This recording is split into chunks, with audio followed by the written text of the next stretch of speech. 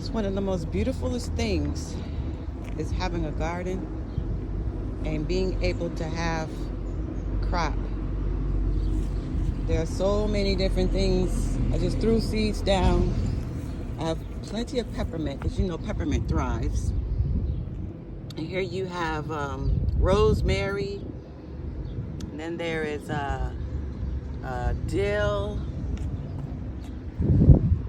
Tomato plant is there, chilling, doing its thing. Broccoli is coming up, and of course, plenty of chives. Chives do well; they come back every year. Then there's the cilantro and all of the dill. It's just so beautiful.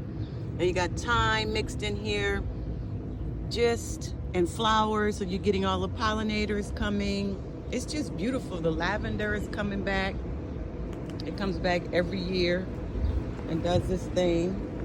But being sufficient for oneself is the most amazing thing in life. Being able to go and just pick out your garden and just grab whatever it is that you need to have and eat. Yeah.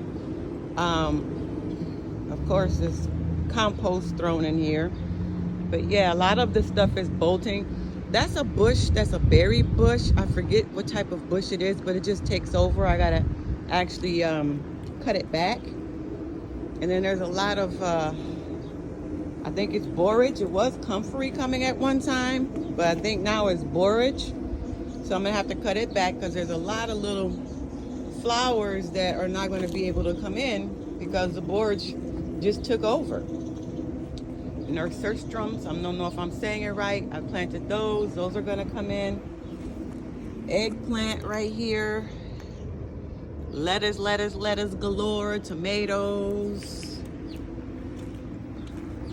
And I see the lemon balm decided to move itself out, because this was the lemon balm tree or plant, and now I'm seeing that it's just moving on down, like it's doing its own thing, just branching out.